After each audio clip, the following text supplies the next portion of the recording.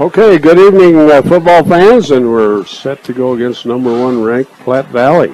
Brush Beet Diggers are going to take them on here in a few minutes, and everybody's just holding their breath, I think, Ron. Yeah, this is a game definitely that there's playoff implications possibly with Brush if they can come away with a win tonight. It's not going to be an easy task, but Brush has proven over the last 3 weeks now that when they come, it doesn't matter who they match up against, it doesn't matter what the record is, they come to play football. And if you looking back at some stats in the last 3 weeks, they have not allowed any points in the first half, and that's a huge, huge statement right there. That means Platte Valley is going to have their work cut out for them tonight to try to see if they can get down the field and score against the Brush Beet Digger defense, and I'm looking forward to that matchup. It's going to be good. Platte Valley with victories over Lutheran, 49-7, Eaton, 41-21, Resurrection Christian, 20-0. The Evelyn, they beat 35-6. Fort Lupton, 54-13. Sterling, an impressive win over a tough team, 42-21. And then only 21-14 over Valley. So. And, last week against Valley, they had to score those 14 points in the second half. I believe it was in the fourth quarter to come away with that win. So, we've it's been proven. We played Valley. It was a tough game also. That we ended up winning that game 21-14. And for all, we were ahead 21-0. They came back with 14 points. But once again, our defense came up really big and held off that run from Valley, and we came away with a win. And that kind of started things off. That was for us at our homecoming game. And we went 2 weeks back-to-back in wins, and that's a lot of momentum builders. So if they can continue on with these next 2 games, tonight and then next week against Fort Lupton, finishing up at home, that momentum's definitely got to help out. And if we can continue with another win, who knows what happens towards the end of the season. Yep, it's all going to rest on this one. See if the Beet Diggers can make the playoffs. And the Beet Diggers win the toss and defer it. So we're going to have the kickoff momentarily, and let's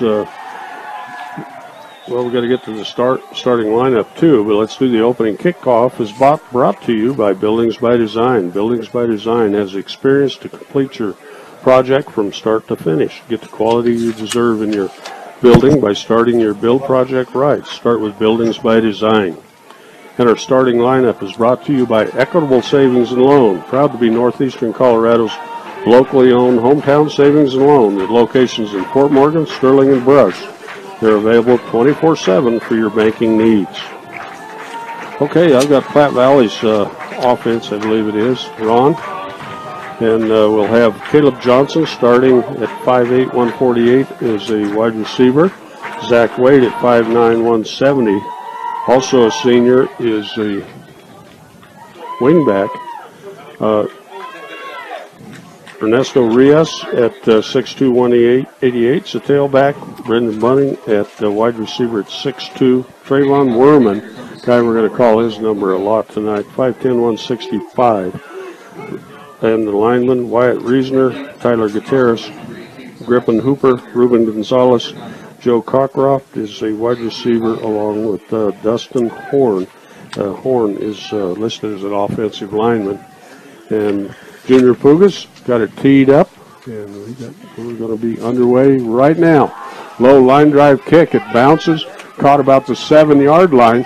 The big wall set up there right up the middle, breaking into the clear. One man to beat, and it's going to be a 97-yard or 93-yard touchdown for Platte Valley on the first play of the game. Oh, my goodness, guys. That's not the way you want to start. Well, no, that kickoff was not, was not as deep as it needed to be, and didn't allow for our coverage to get down there quick enough. And once they did get there, Platte Valley had basically had a wall set up and busted it out right through the middle. And once he broke that first level of containment, it was just off to the races at that time. So I couldn't tell for sure. I think that was 18. Sebastian Zender who caught it. Senior at 6'2", 160. So we'll call that 93-yard TD on the first play of the game. Platte Valley set to go for the extra point. Their kicker, watching him in warm-ups, has got a pretty good leg. Platte Valley going to our right in their white uniforms with black pants. And the ball's down and up and good. It's 7-0, and that run took all about 14 seconds. Yeah, and that's not how you want to start this game. And, you know, if you start looking back at some of the special teams play for Brush, that has been one of the things that they've wanted to focus on, that they've had a weakness that, and as far as special teams goes, and it's cost them some points in the past. So hopefully they can work on shoring that back up again. And, you know, here's the thing about it. They can't let that get to them. The play's over with. They got to move on. They got to get the kickoff back to them right now. Get back on offense and start settling in and start doing what they need to do to get down the field and get some points. Okay. That opening kickoff was brought to you by Buildings by Design. Buildings by Design has the experience to complete your project from start to finish. Get the quality you deserve in your building by starting your build project right. Start with Buildings by Design. Okay, Platte Valley set to kick it off here. 14 seconds gone in the game, up 7-0.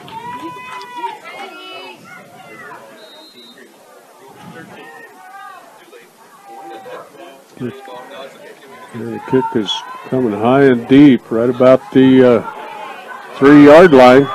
Coming up the near side. I think that's Colin Cole. He's going to be out across the 20. Looks like they'll set it down about the 20, 22-yard line.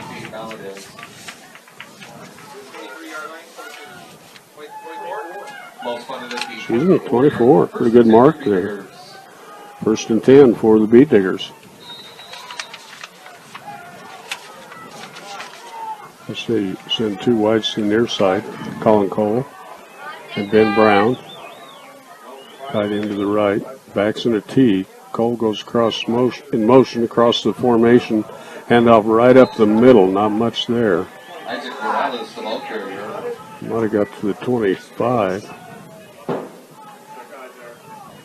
think it was Isaac on the carry. Mark the ball at 25. 2nd down and a long 9.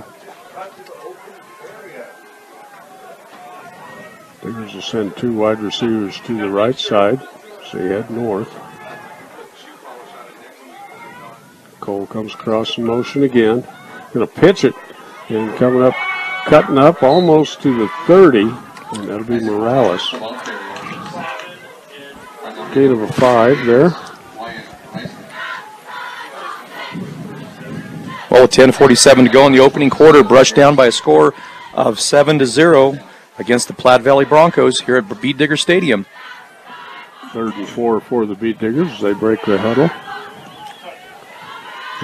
Ben Brown out to the near side. Tight formation. Backs in a T. Hand off to Morales to the right side. He's squirming, runs, and almost gets back to the line of scrimmage. He wasn't going to go down, but there's just a wall of tacklers in front of him. Well, that was a designed outside trap, and on that play on the far side, they're blocking down and looking for the play side guard, on the near side guard to pull and kick out, and there was just a host of Platte Valley Broncos there and no place for that running back to go. Okay, Sebastian Zinders going deep. Senior at 6'2", 160. Junior Puga sets up about his 18. Kicks it high. Here to the near side. And Zender grabs it. Kind of caught along the wall. He's going to be hit out of bounds. About 38, 39-yard line. And the Zender kid there, he comes from he's the 3rd of the brothers, or 2 brothers and a sister that are just phenomenal athletes that have went through Platte Valley, and he's carrying on that tradition. He's a good athlete, not afraid to return those punts, and so Brush will get its second chance their first chance on defense right now as Platte Valley takes over at their own 37-yard line. Set it down at 37, 1st and 10. Beet Diggers 3 and out. 2 wides to the left. They'll bring 2 to the near side. Slot back came in motion to the near side. That's Zach Waite. Now 2 wide receivers to the near side. And back to pass wide open and catching it on the way down. Nope, they're going to say it bounced. Yep. Wide open was number 80. That's Dustin Horn, a senior, 6 foot tall and 160. And Brush Beet Diggers, they've changed up their defense for this game, giving them a different look. They're in a 4-man look with 2 linebackers, and they've got those linebackers over the inside tackles to kind of cover them up so their guards can't get to our linebackers. Hopefully give us a better job of stopping the run. Platte Valley out of the shotgun, hands it off around the left side. It's going to be a gain of about 6-7. I don't think the runner, Zach Waite's going to fall down over there. Yeah, and that's the way that defense is playing. You've got your outside linebacker and your strong safety that are there for the sweep, for that jet sweep, and so they're out there and they're able to contain that. They've got good pursuit on that outside, so I think Platte Valley is going to have a little trouble trying to run to the perimeter against Brush tonight. They'll stay with the 2 wides to each side. They've got Ernesto Rios in the backfield. Now they'll have motion and hand it to Rios. He's going to be hit backwards, still on his feet. He's going to be dropped for a loss. They'll bring up 4th and about 5 for Platte Valley. Nice defense by the Beat Diggers. Great defense, and what Platte Valley's been able to do in the past is they've been able to, they're having a hard time adjusting with that guy head up on him sometimes, our inside tackles, so that doesn't give them an angle to get out there and get on a linebacker and provide those running lanes. So great job on the part of the Brush Beat Digger defense. Okay, Ben Brown's going to head back deep inside his 20, get the kick. I think that's coming from Alberto Perez, 13. And a bad snap, but he catches it and kicks it away. It's going to drop about the 30-yard line. They'll let it roll a little bit down to about the 27, 28-yard line. The Beat Diggers will take over. Beat Diggers down 7-0 after giving up that TD run on the opening kickoff. 8:06 to go in the opening quarter.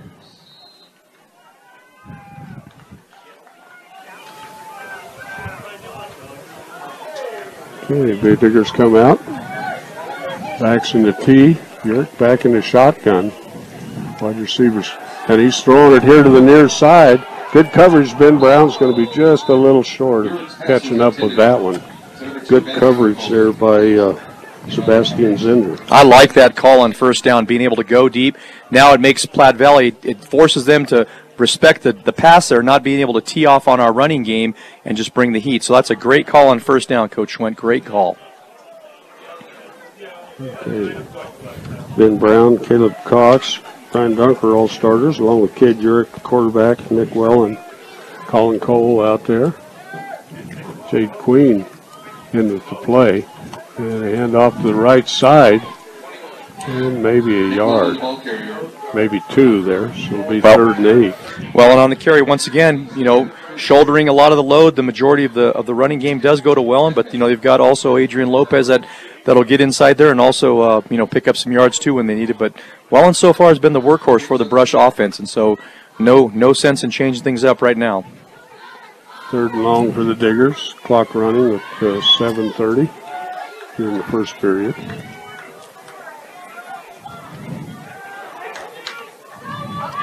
And Colin Cole to the near side. Ben Brown even closer. And Urick rolling out, looking to Brown. Oh, right in front of the Beat Digger bench. He's got the reception. He's going to be short of the first down by about 2 yards, I think. 2 yards short. Well, on 3rd down, what they did is they took Urick and they just rolled him out to the left. Had blocking set up in front of him, just looking for those 2 receivers to open up and find a spot where they can throw him the ball. He threw it to Ben Brown, but just a little bit short. Well, 4th and long, 2. The ball just over the 35-yard line.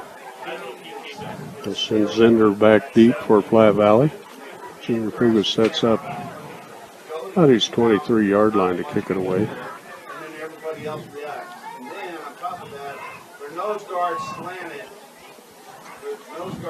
He's got the snap.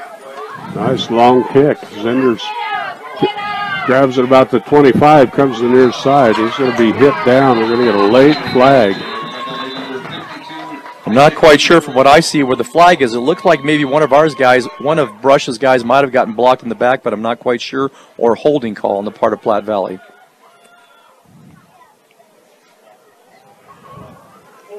That was Isaac D. Herrera in on the tackle, along with some help. I think you got that call right.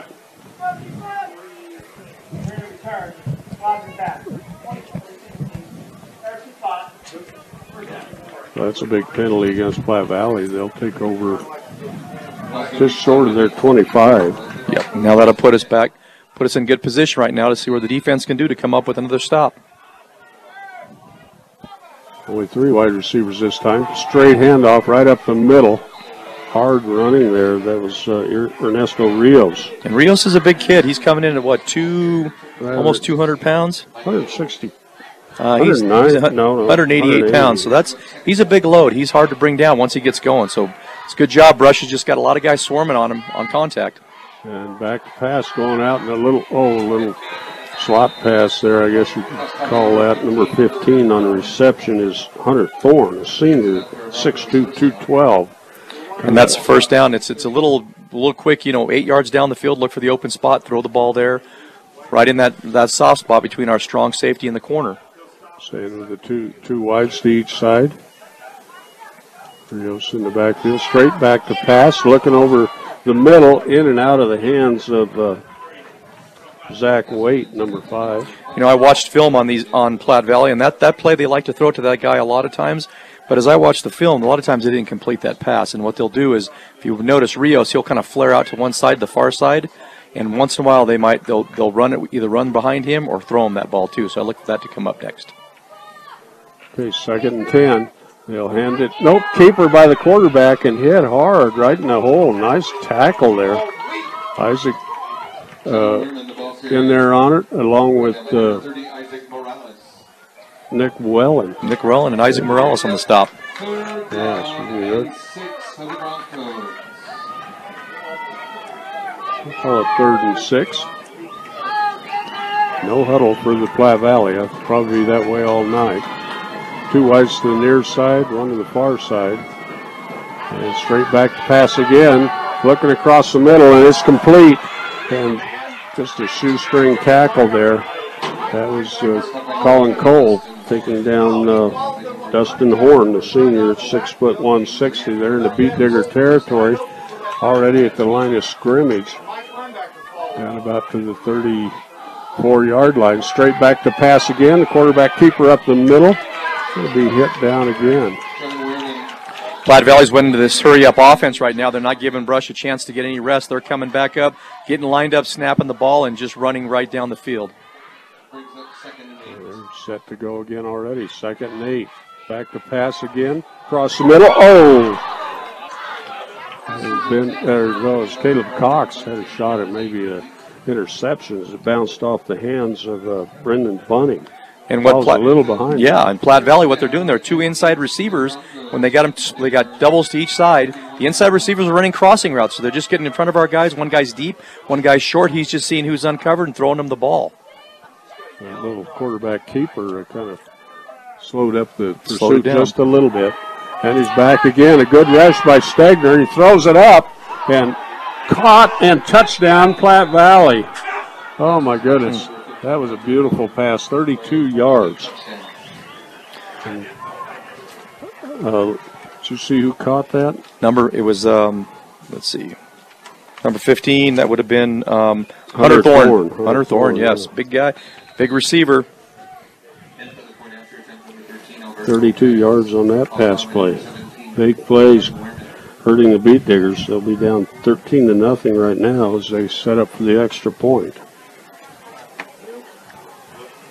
5 minutes to go. Kick is up and good. It'll be 14-0 with Platte Valley. Let's take 30 seconds on 1010, KSIR, and KSIR.com. Okay, welcome back. 5 minutes to go here in the 5:07 to go here in the first quarter. And Platte Valley already up 14-0. And they haven't huddled up yet, have they? No. They really moved down the field this time.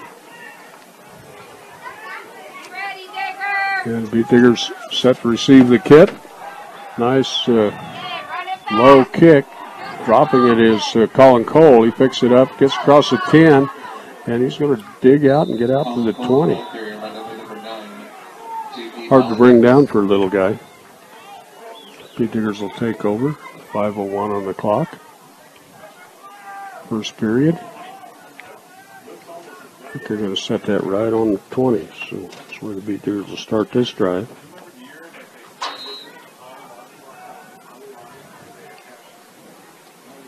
They'll head north to our left. Beat Diggers in their gold pants, Cardinal uniforms and helmets. Urick under center. And a hand off the near side and high stepping through for about 5 yards is Nick Wellen. Give him about a 5.5 yards.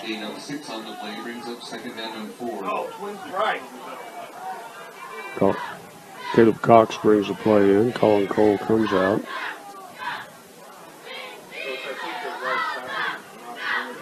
Just tuned in. Phi Valley up 14-0 here as clock winds inside of 4:30 in the first period. Diggers go with the backs and the tee. Urick will get under center this time. 2 wide receivers to the right. Hands it off up the middle to Morales. He's going to be about a half yard short of the first down. We'll set it down at the 29. Get just across the 30 for the first down. Jade Queen brings the play in.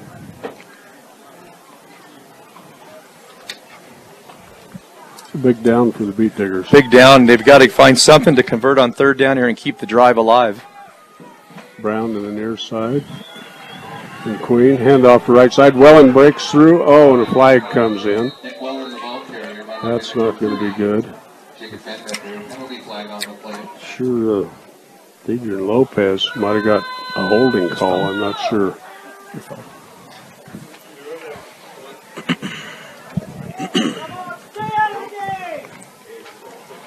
Yep, it's going to be holding against the Beat Diggers. Just when they have a good play there, that kind of changes the momentum a little bit, gives them a first down. They get a penalty like that. Now they're starting deep, another 10 yards back, and so we'll see what they come up with on third down and 10 from their own 29-yard line.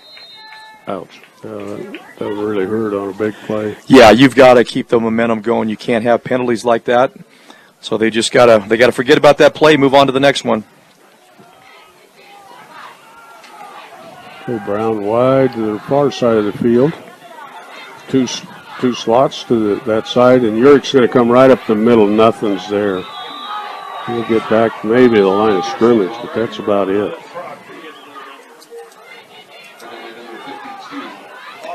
Yeah, third down call. They run a quarterback, almost like a quarterback draw there, and Platte Valley was able to snuff that out and get it for a no gain. So now they're deep in their own territory. Puga's coming in to punt the ball. Looks like they'll send Zender back again. Sebastian Zender, Z-E-H-N-D-E-R. Yep, Zender. Zender. Okay. Older brother was Sterling Zender, and then older sister Victoria Zender. Both ran track and played multiple sports at Platte Valley. Big rush with nice high kick, and Zender has it, and there's some grabbing and everything, but no flag on that. Oh, there's one on the far side, though.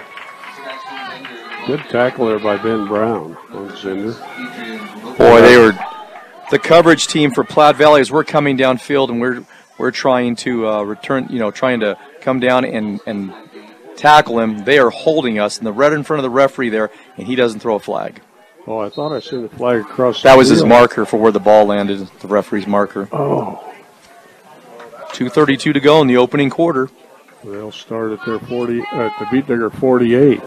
But wait, will come back into the deep back position, and a handoff to the left side to him, and there's nobody there, no room at all. They get a loss of about a yard. Boy, the tackling by the Diggers. Great thing about that play is that back he was a good 7 yards deep in past the line of scrimmage in the backfield. So it gave us, once that play handed the ball off, it gave us a good amount of time to react to it and close that down. So that was very unsuccessful for Platte Valley.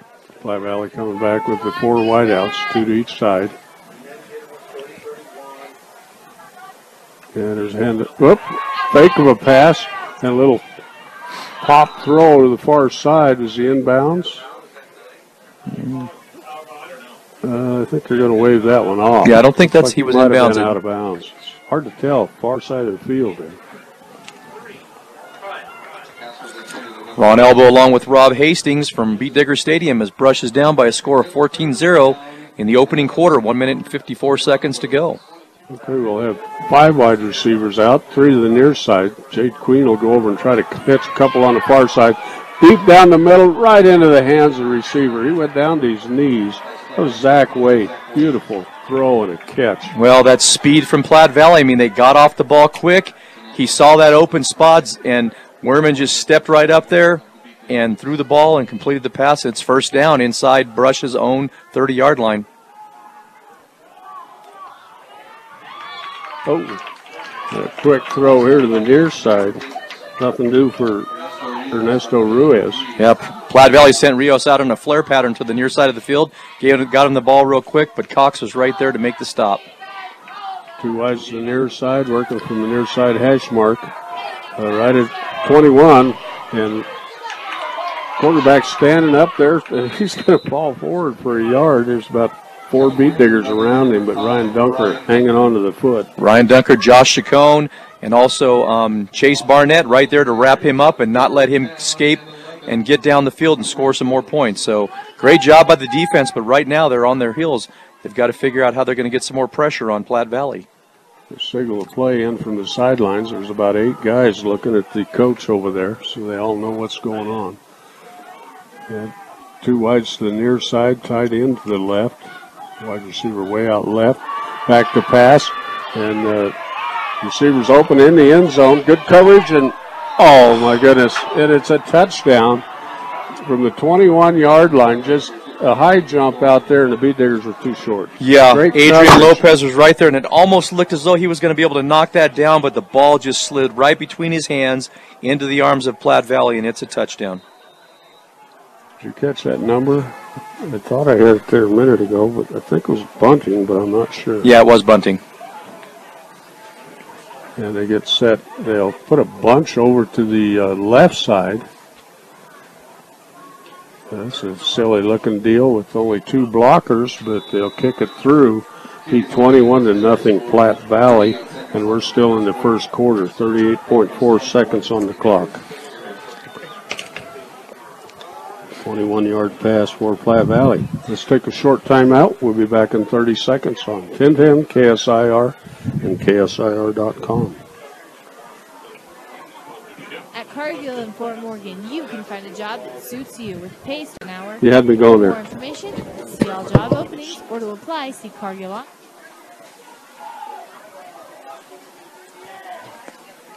Welcome back to Beat Digger Stadium. Ron Elbow along with Rob Hastings. As Platte Valley just scored their third touchdown here in the fourth quarter, 38 seconds to go, a 20-yard pass puts them in the end zone and brushed down by a score of 21-0. Oh, a little pooch kick, and it's not going to go far enough. They're going to blow that dead.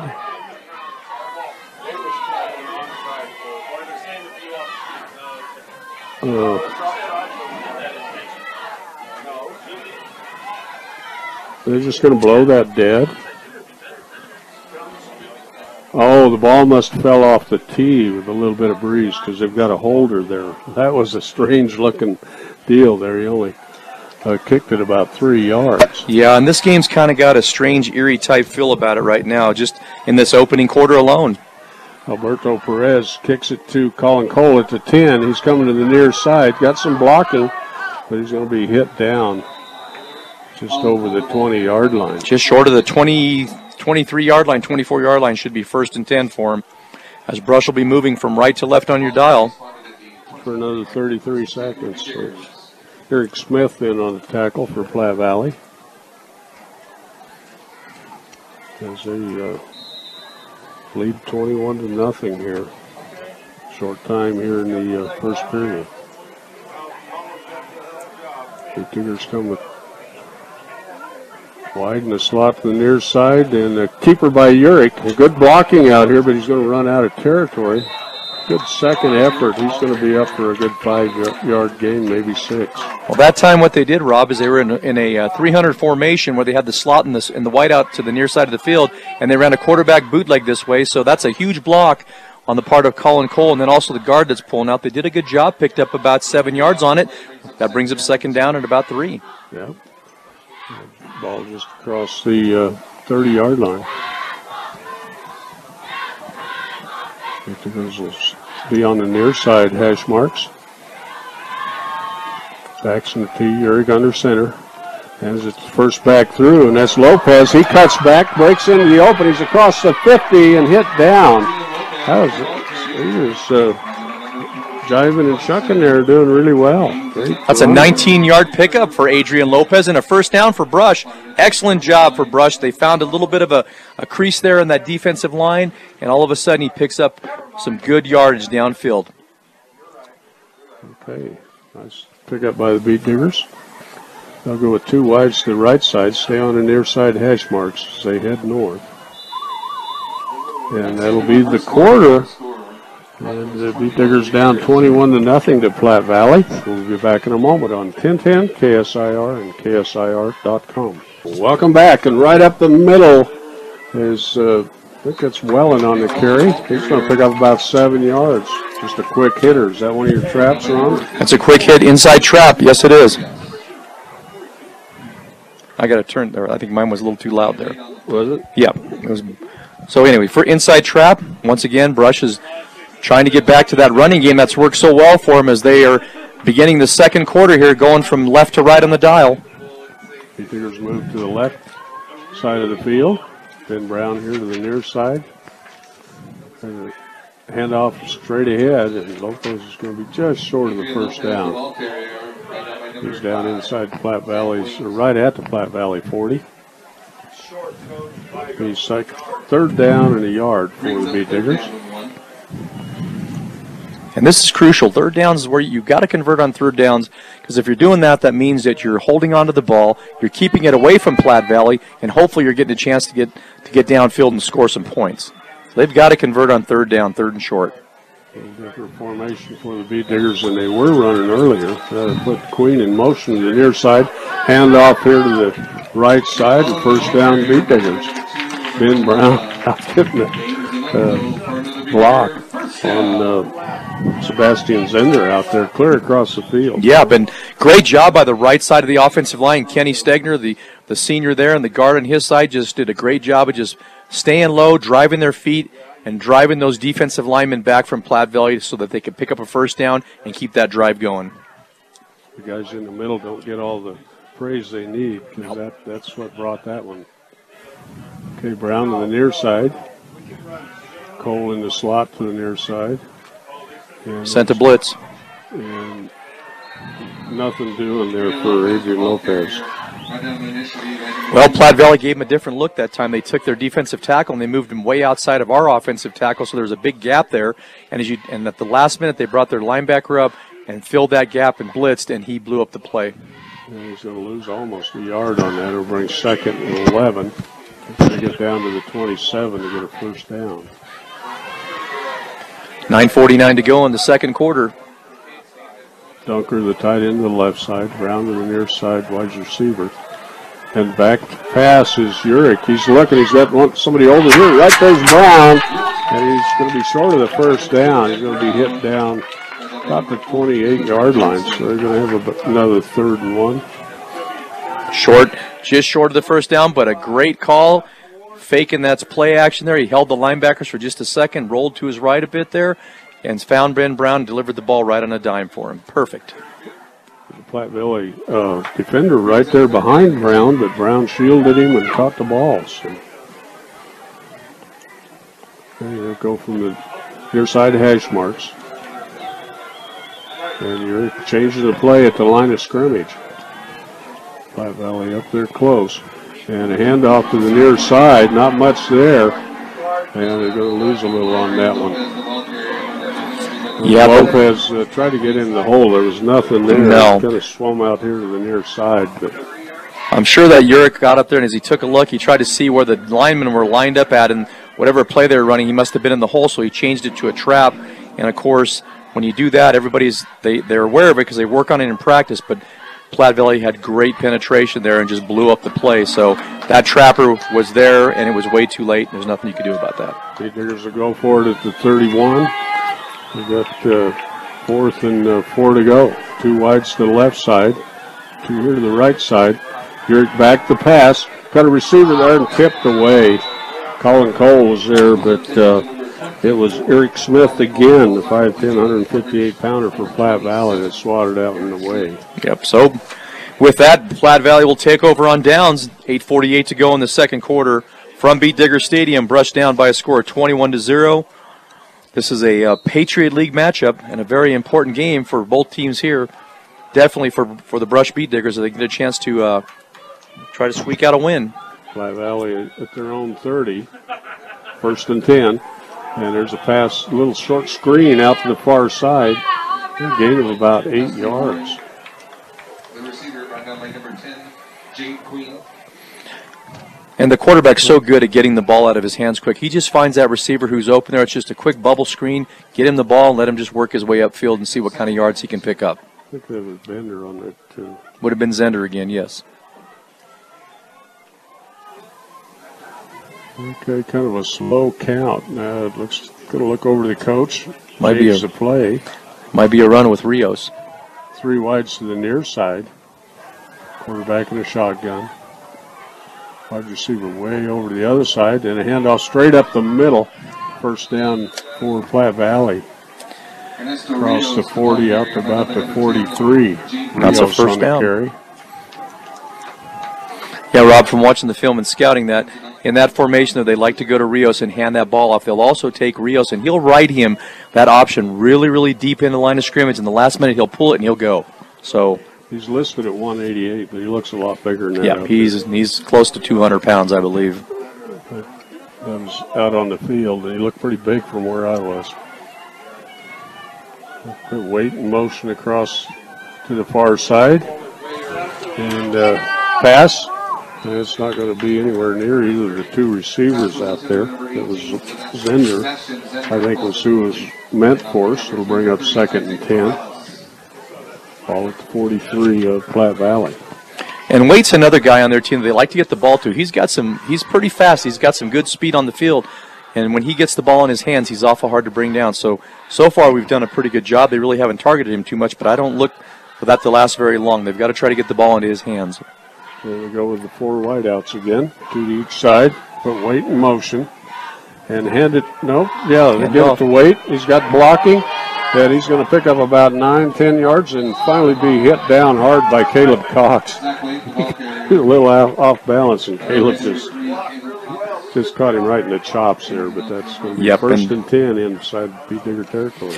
Like I said, once they get Waite going, things could get really, really scary here for Brush before too long. He's going off the field now, but that's a great pickup there for him. With his speed, it was hard to catch him on the perimeter. 1st and 10 from Beat Digger 45 for Platte Valley. And a direct snap and nice run up there by Trevor Worland. It's almost like Rios left just a little bit early prior to the snap, but didn't get called on it. So Worman calls out the plays.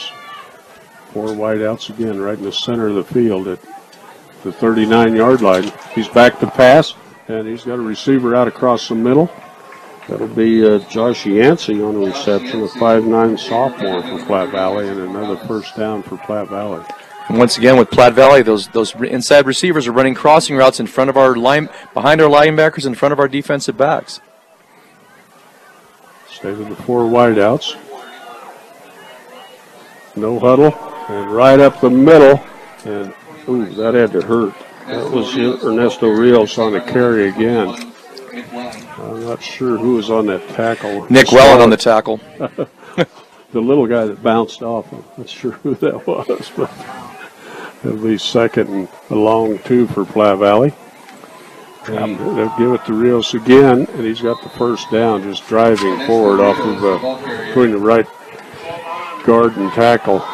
Yeah, they brought Big Max Gorham from the near side of the field all the way to trap the far side there, and he did a great job of clearing that out.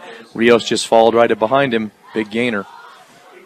Okay, stay with the same formation, and back to passes Wormsman, and it's going to be a touchdown for Platte Valley. Oh, man. 18-yard touchdown pass. From the 18-yard line. Yep. From Weirman to Dustin Horn for the touchdown. With 6:03 to go in the second quarter.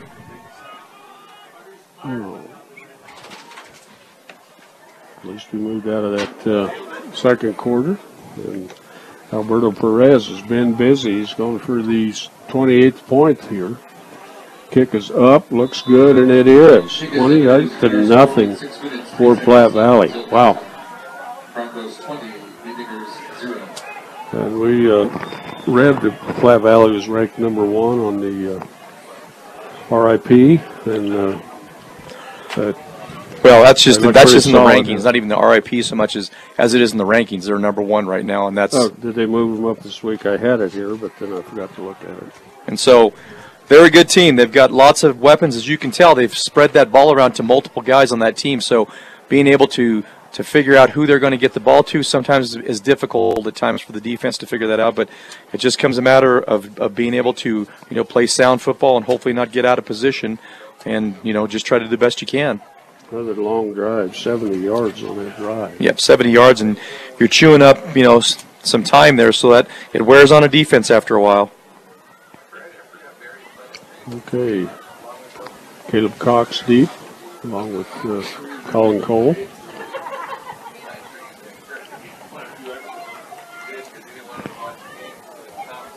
Alberto Perez set to kick it away.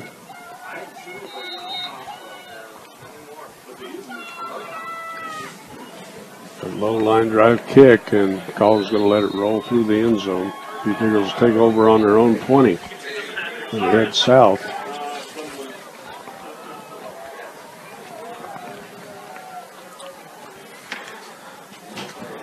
Well, Rob, this is exactly the type of game that Brush didn't want to get in that situation, especially with all that momentum coming off the last 2 weeks playing those two teams and coming away with wins. They were hoping that momentum could carry over into this Platte Valley game. Okay. Defenders going to have to hurry in for Platte Valley as they'll hand it right up the middle. Nick Welling, the ball carrier. Welling's going to pick up a couple yards maybe. Brought down by number 27, Eric Smith. And number 60 on the tackle, Griffin Hooper. He's only a sophomore, 6'1", 180. He looks a little bigger than that, too. Can't always believe what they write down here. No, sometimes those coaches aren't being honest with you. I put Ryan Dunker wide to the left. Okay, it looks like Morales out there. They're going to pass it the near side over the head of Brown. That was a what we call A formation 21 slant. The inside guy runs a 2, and the inside guy runs a 2, and the outside guy runs a 1 slant. And that way he was wide open. He just needed to get the ball down to him. 3rd and 8 for the Bee Diggers from their own 22.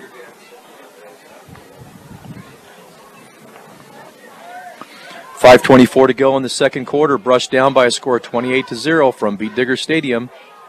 Ron Albo along with Rob Hastings. Morales out. Oh, big rush. Urick's running for his life, and now he's just going to throw it into the ground. And there was a tough hit out there as Urick got hit down by big number 52, Colby Frias. Yeah, and Colby Frias, he's 5'7", 240 pounds. He is short, and he is a load. He doesn't move out of there. He's pretty quick there on that, chasing Urick down. Yeah, he's got some speed, and he definitely, as a quarterback, don't want that guy landing on top of you. Okay, deep for Platte Valley, Sebastian Zender. As Junior Fugas getting set to punt away from the Bee Diggers 22. Platte Valley set it just at their 41-yard line to receive the punt. Nice high punt. Zender off to the side, but nothing doing. Good coverage there by Colin Cole. Great job. Morales, yeah. Only a 2-yard return for Platte Valley, but they'll take over 1st down and 10. At their own 45. Great field position for them. They're putting on a haunted house. Come on over to the west side of the Brush High School and look for a campfire. Haunted house goes until 11 p.m. tonight. Platte Valley's heading north, which is to our left. Let's see a little different look here. We got backs in a T with a shotgun. And only 2 wide receivers, and Zach Wade has it off to the left side. He cuts the corner and breaks free. That's going to pick up about 6 yards on that play.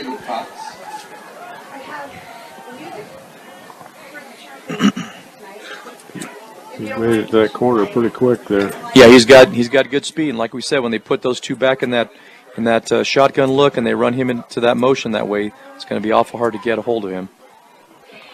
Second down and about 3. And they'll hand it to him right up the middle. And Wade will have the first down. Inside the 35 down about the 42-yard line. 1st and 10 for Platte Valley. Ricky Mendez is coming in on defense. Michael Nichols makes his way to the bench. Platte Valley not huddling up even with a 28-point lead, but they go to 2 tight ends, 2 wide receivers there, I think. And a keeper by the quarterback right up the middle. Jake Queen down around the ankles. Get about a 5 or 6 yard gain there for Platte Valley.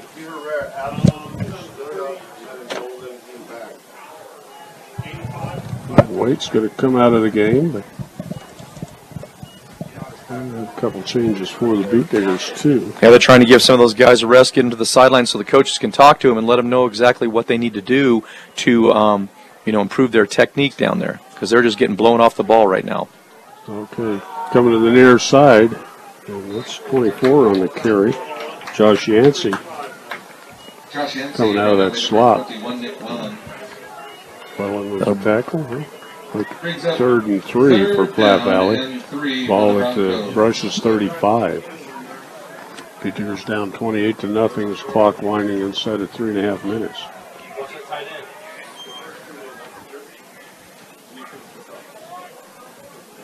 Out of the shotgun. We got it. We put it handoff to the deep back. Queen down around the ankles again, but close to the first down. I think they're going to have it about the 31-yard line. Based on the far referee where he's at, he's given the signal for the chain crew to move the chains down, which means it's 1st down and 10 for Platte Valley. 3:27 to go in the second quarter. 1st and 10. Valley on the march again. They'll go with 4 wide receivers, 3 of them to the right, 1 to the near side, changing up the formation again. And Rios is moving, gets away with it, and there's a block, a clip over on the right side. No flag on that one either. Little quick bubble screen to the far side of the field, throw it out to Yancey there, get the ball in his hands. He's got 2 blockers in front of him. Hopefully they can shield some guys off and pick up some yardage. Rios is back in. Not Rios, I mean that's J.P. Valadez back in now. About 4 yards on that carry. 2 wides to the near side, 2 to the far side. Platte Valley. It's Rios, the deep back. A little motion from the far side. Hand it to Rios right up the middle. He breaks free, puts his head down, and drives inside the 10-yard line. Or just right at the 10-yard line. 26-yard line, a 16-yard pickup for Rios on that play, and a 1st down, 1st and goal to go for Platte Valley. The only thing that slows Platte Valley down is they got to stop and move the chains here. Go back to that 4 wide out. Quarterback looks tiny compared to Rios there. He's going to keep it, though. Not much there. Dunker in on a tackle and a couple guys down around his ankles. Down to about the, 8-yard line. Maybe a gain of a half a yard from where they're marking it. Still call it 2nd 10. Only picked up about a ball length there. So stay with the 4 wideouts. Little motion there by Waite. Back to pass. And right across the middle. Oh! Right in and out of the Platte Valley receiver's hands, popped up in the air, but the Beat Diggers couldn't get to it. Dustin Horn, the receiver on that one. Yeah, Wehrman, you can tell from the get-go he was trying to go to Horn, and he tried to force the ball in there. It almost cost him. Would have been nice if Brush would have been able to come away with a interception, but there's a flag on the field. I believe it's holding. Oh, okay. That'll move Platte Valley back, give them the down back. It'll be 2nd down and about, it's 2nd down and about 20. Back to pass again is Wernsman. He's got a receiver, and they're going to the legs came together, and they're going to call pass interference. Almost intercepted there by Brown. Their feet got tangled up. Wow. And they're going to call that pass interference, I guess. There's 2 flags down on that. Boy, the receiver cut right in the front of Ben Brown. That's his feet tangling up as he cuts in front of our defensive back. I don't know why the referee thought he should throw that flag at that point. Not a very good call. No, that was... Oh, well, he's the other referee's going to call it pass interference on Platte Valley? Yep. No, they're going to march it off from the 20-yard line. Half the distance to the goal line. Jeez, that's horrible. Yeah, that was not a good call. Not a good call. So it's going to be 2nd and 10 for Platte Valley. Hand off to the left side, cutting to outside. Now we get another flag in the middle and being hit out of bounds inside the 5. And I think that's Waite. That's Waite. We got a flag, which I think we've got holding on the right tackle, number 60 from Platte Valley, which would be, I believe that's Griffin Hooper holding on the play. 1:27 left here in the half. Well, they didn't agree with us. Joe Cockcroft, the 5'9", 212-pound lineman out there. Timeout, Platte Valley. Okay. How about that? Let's take a short timeout. We'll be back. Beat Diggers down 28-0 here on 1010, KSIR, and KSIR.com.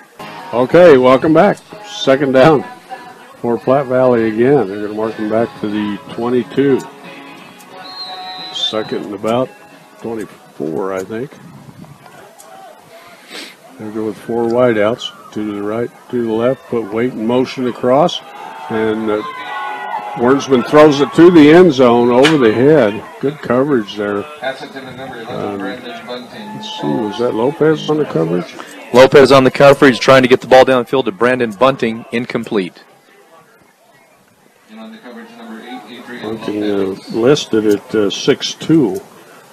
He's tall and lanky. But 3rd down and 22 for the Broncos. 3rd and 22. There's the clock's stopped at 1:22. We'll send Caleb Johnson wide to the right. 2 wide receivers to the near side. Rios in the backfield. Now Waite, and they'll have, right up the middle goes the quarterback, and he's going to have about 20 of those yards back. Right about the 5-yard lines for a first down. Or not Short of it. short of a first down. They've got to get. First and goal, isn't it? They've got to get 4th goal down. line, it looks like. Or very 4th and about close. 5. 4th down and 6. Okay, we'll go with Paul. He's saying 4th and 6. In this situation right here, depending on the formation, I'd look for them to either hand that off to Rios or fake the handoff right into the line and let the quarterback follow him. I don't see him running to the perimeter. It looks like they're going to let the clock wind down and call a timeout. Yep. And they'll do that. It'll be timeout Platte Valley. 36 seconds left. 28-0 for Platte Valley as we'll stop for this short timeout. How about Farmers Insurance Agency? It's in Broadway Shopping Plaza in Sterling. See Brenda about customized coverage at an affordable price. Let her help you be smarter about your insurance.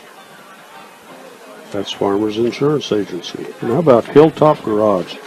Serving northeastern Colorado for 3 generations, committed to their customers with quality service and reasonable prices. Need a tow? Give them a call at 522-5757. Set up for a field goal. Field goal attempt here. 36 seconds left here on 4th down. And the kick is up, and that'd been good from 40 yards, I think, and it is. That was a 27-yard field goal, right? 33 seconds left until halftime. Trying to look here where the marker was. I think at the about 17-yard line, so we'll call it a 27-yarder. 31-0 for Platte Valley. And that comes with 33.6 seconds on the clock. Call it 34. Platte Valley scoring at will here now. But they will have to kick it off to the Beet Diggers. Alberto Perez, 5'8", 160 is their sophomore kicker. That's going to be another couple of years for a very good kicker for Platte Valley. Ball fell off the tee again. I don't feel that big a breeze, Ron. Flag's blowing pretty good out of the southeast. Calling Cole deep along with Caleb Cox. Perez kicks it away, coming towards Cole. He grabs it at the goal line, heads up to the left side. He's got a hole right up the middle. He's going to be hit down hard. Ooh, about the 25-yard line. First and 10 Diggers. I hope he's seen that one coming. It's almost one of those decleater things. Colin's not very big. He's going to set down at the 25-yard line. First and 10 Diggers. 27 seconds left here in the first half. Down by 31. Urick up the middle. And nice carry by Wellen. He's going to be out across the 40. Nice pickup there, about 16 yards.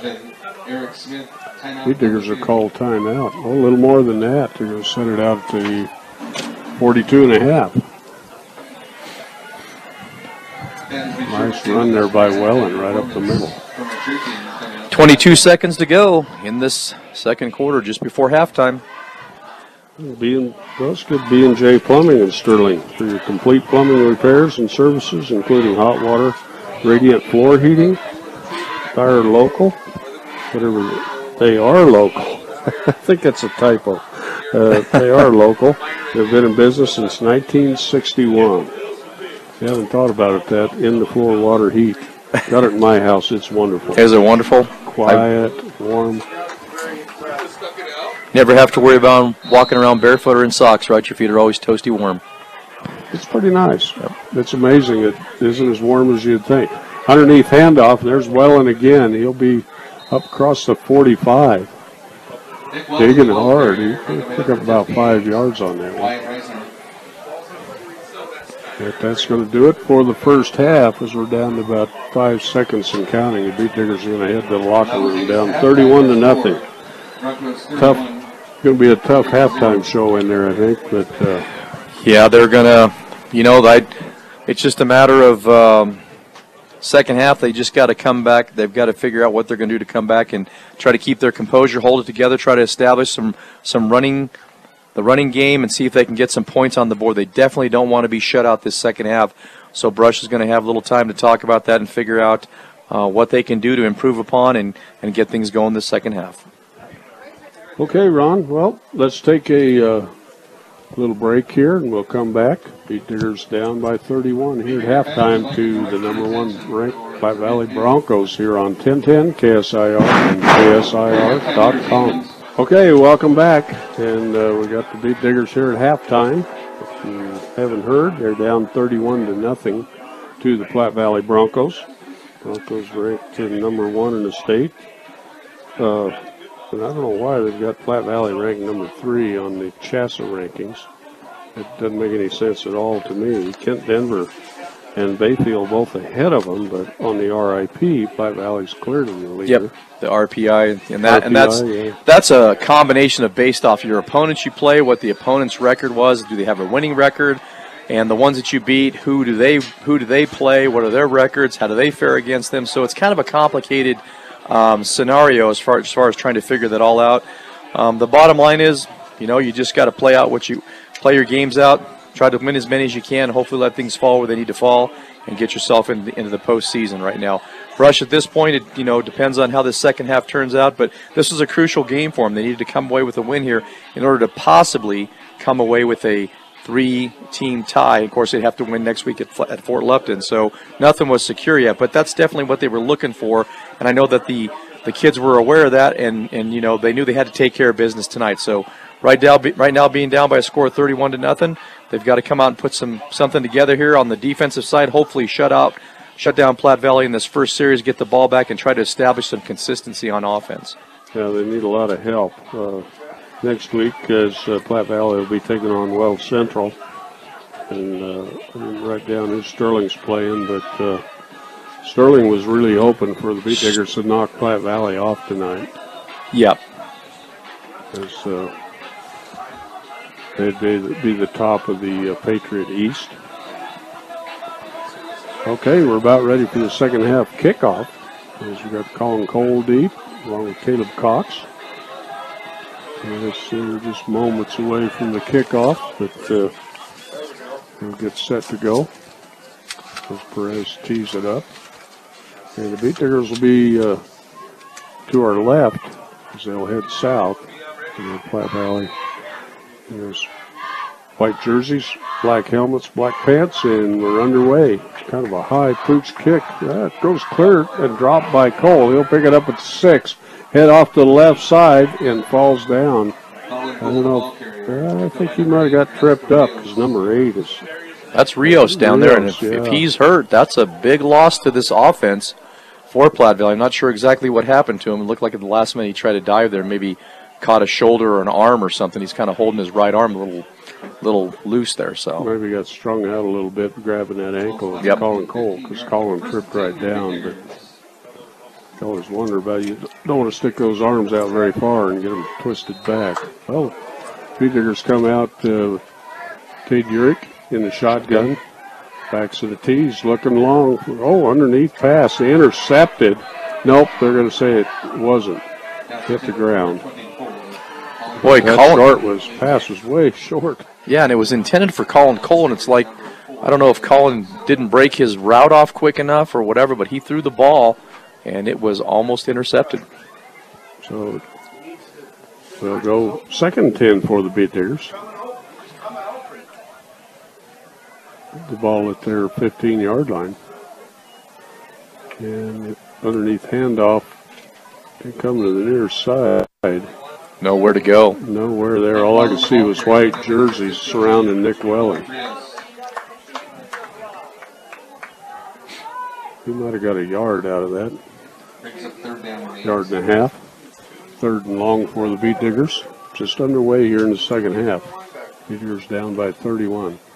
Brown will come out to the near side. Cole in the slot to the near side from the near side hash marks. Headed to our right. Urick back to pass.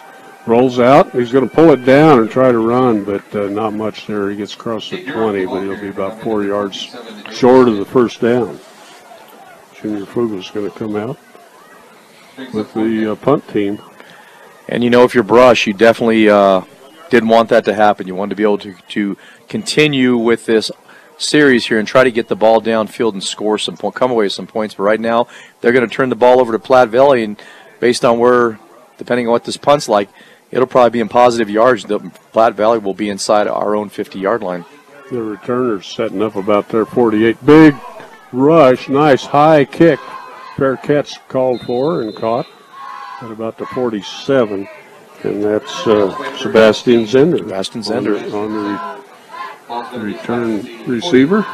And wisely, a nice, beautiful high kick there by Fuga.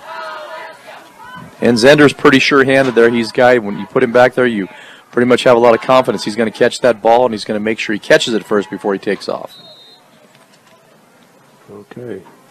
All at the 47-yard line for Platte Valley. Hand off to Rios, right up the middle for about 7 yards.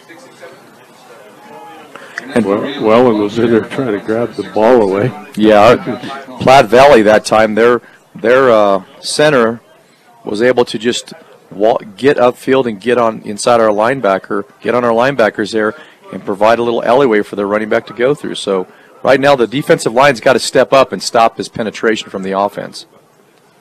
And a little motion by Waite. Now he'll stop and set up his 3 wide receivers to the right side, 1 to the near side.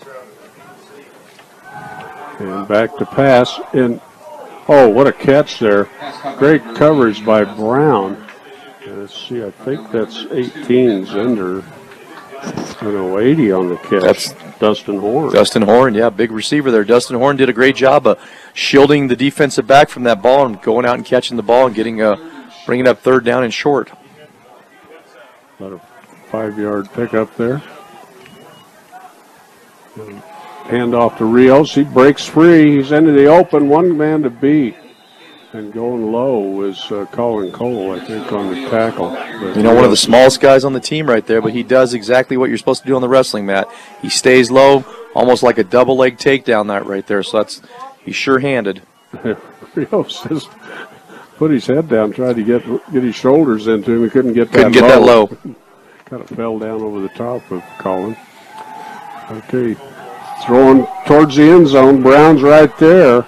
And no flags. Great coverage there by Brown. He's kind of fighting for that ball. Yeah, Bunting ran just a deep go pattern, a 7, where he just runs straight down the field. They throw the ball up, and Ben Brown was right there.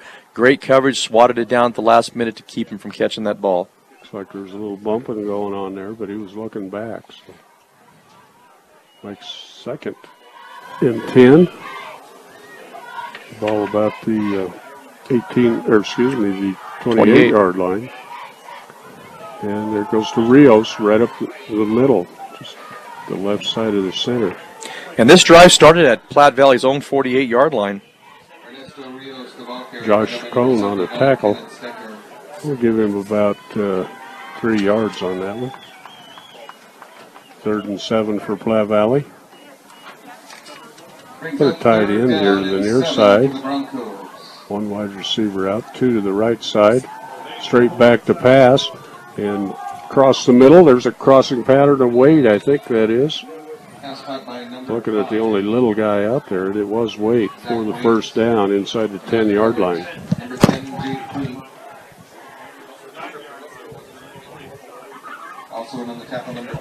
First and goal for Platte Valley. Oh, just inside the 10. And direct snap to the quarterback, and he just heads straight up the field. He's inside the 5. Trevin Werman, the ball carrier. Trevin Werman, junior, 5'10", 165. He runs hard. Thought they was going to catch the Beat Diggers off guard. He still gained about 6 yards there.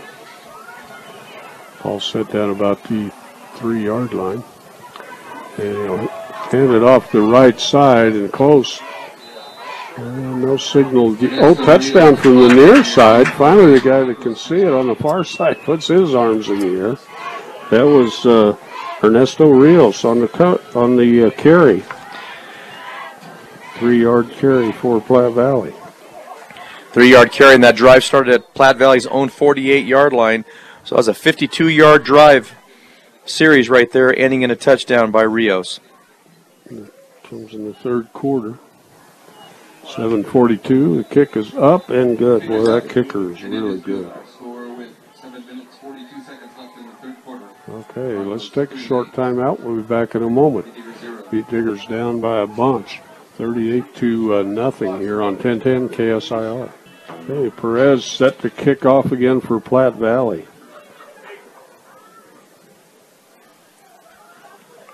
That's a lot of points up there for Platte Valley. 38-0 now over the Beat Diggers.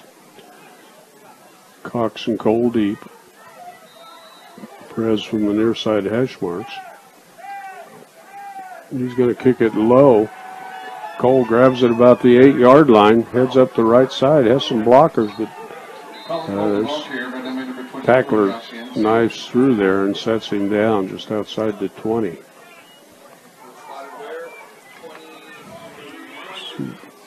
I think they're going to set it down at the 22-yard line. Beat Diggers will head south.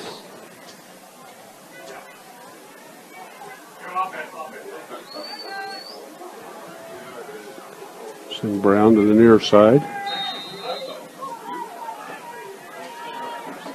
Cole in the slot to the near side. And Yerk on a keeper to the near side. He cuts it up the middle. Looked like he had blocking to the outside, and here comes a flag in there late. We got Penalty flag on the play. hard to say on that. I didn't see any beat diggers right in there on that scrum. There's about 4 Platte Valley players on the tackle, and got a face mask. That could be beat diggers' biggest gain of the game, yeah. Well, that is the biggest game in the game for them. Oh, man. In the second half, I think they had Adrian Lopez had a big run earlier in the second quarter. I think it was like 28 yards, 20 or 22 yards. Well, I see him going for the face mask, but they're only going to give him a 5-yard penalty. Is there a minor face mask?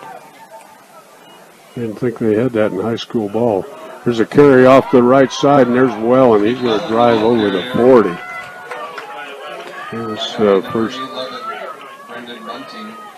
second down and 2 to go. But they just get a first down out of all that. Boy, Brush did a great job. They faked it to the halfback, gave it to the fullback, or faked it to the fullback, gave it to the halfback, and everybody bid on the fullback, and all of a sudden, Wellen pops through the line for a first down.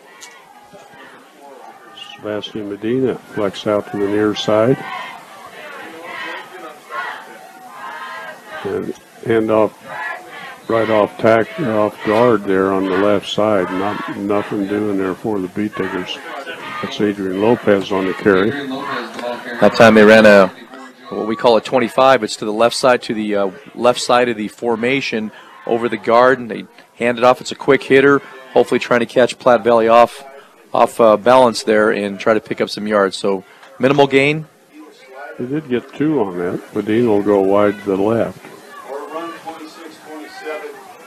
And they're coming to the right side here with Wellen for maybe a yard or 2.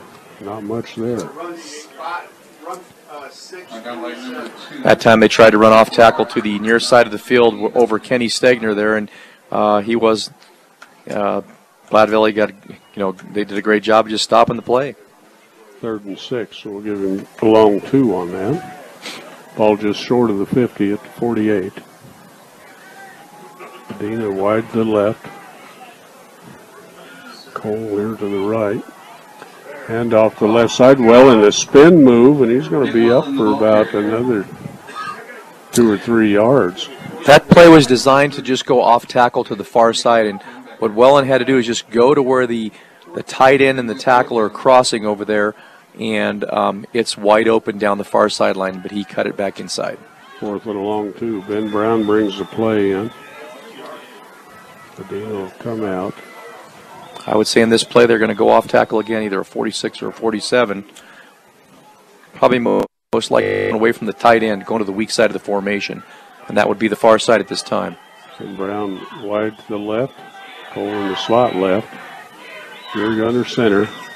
Hard snap count. You put Cole in motion to the near side.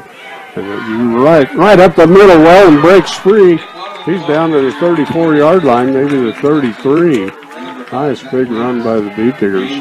Well, Rob, by taking and running Colin Cole in motion, what they did is they rotated the defensive backfield, took those guys away from that area so that when he was able to, found a weakness in that defense and was able to run straight ahead. Well, we heard the call next door, but I didn't want to say it. Now I can't remember it. But a good call by the guys up here in the booth next to us. And there's a handoff to Lopez to the right side. Ooh! He tried to jump up in the air. That's not a good idea. He got caught right in the chops there. Yes. That was an outside trap at 37. And if you know Brush beat digger offense, it's a wide trap to the left side of the formation. Okay, there. No gain on the play. Now they'll move the sticks a little bit. They got a yard out of that. 2nd 9.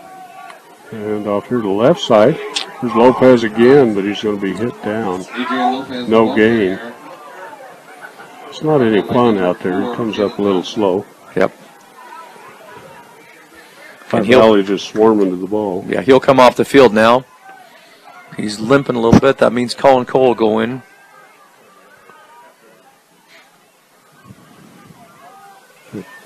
That call in there. Send Brown and Cole to the left side. Brown out wide. Cole in the slot. Back to Morales and Wellen. Yeah, Morales and Wellen in the backfield. Derek will hand it to Morales, and he breaks one tackle, Isaac Morales, the ball and he's carrier. across the 30 Brought by down number 4, to Caleb Johnson. about the Penalty 28. flag on the play. A late flag here.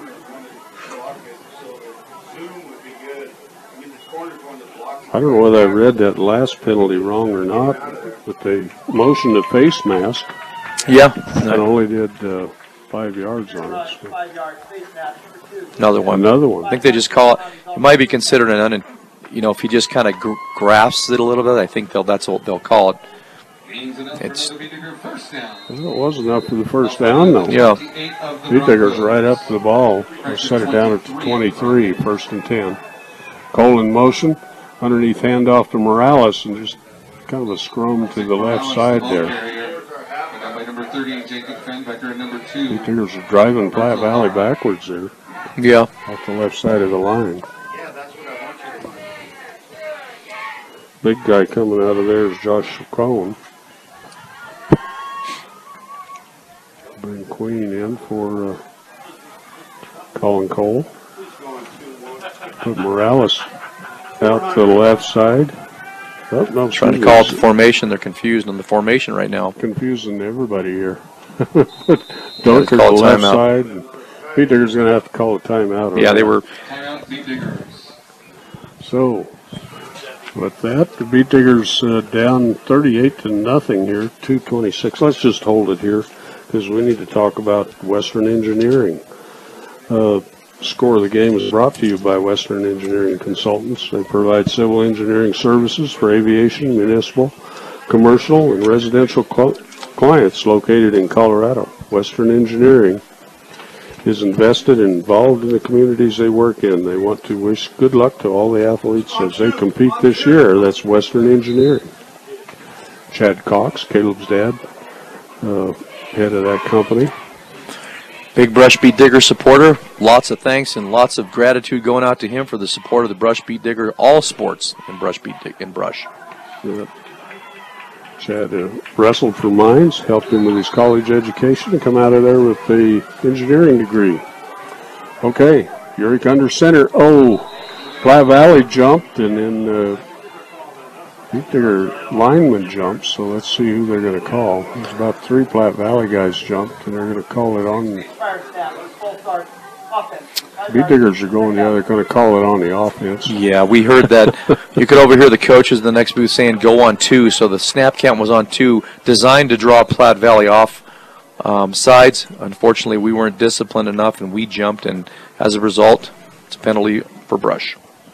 Yeah, it looked like about 3 of their guys jumped, but they must not have come along across the line of scrimmage. No. Okay.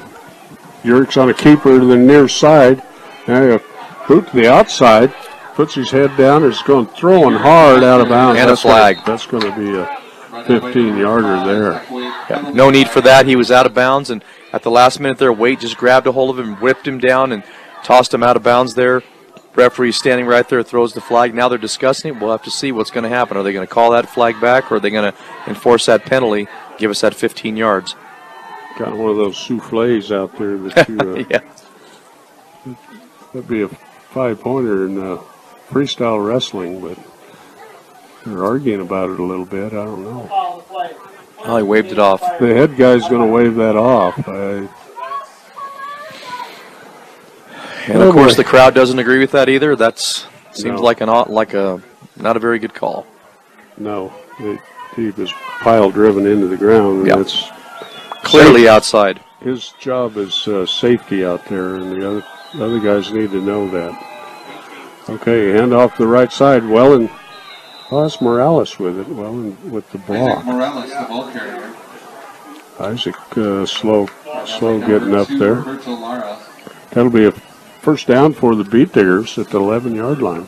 And this series is really important, Rob, because they've got to come away with some points here for them, but also if they don't come away with some points here and Platte Valley scores again, it becomes a running clock at 40 points, and you can't have that happen right now. That means the game goes by even quicker. And we're inside of 2 minutes to go here in the third period. Eric under center. And back to pass, looking towards the end zone, and he's going to be smothered down. It'll be a big loss of about 7 yards. Boy, if he'd had some more time, Ben Brown was wide open, dragging across the middle there on a post pattern. If he could have just stepped up and had a little bit more time, Ben was wide open. Could have been a touchdown. About a 14-yard, close to 14-yard loss. The ball clear back out to the 20. Yep.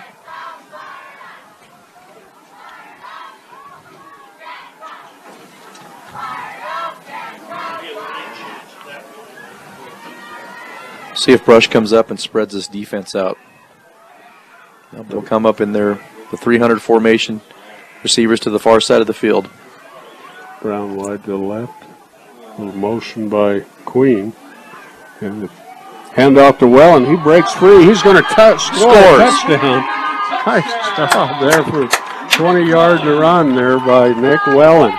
He shows some quicks at times. Or once he gets through that line of scrimmage, he's got an extra burst there that puts him way ahead of everybody, and you're chasing him. So that's a great job.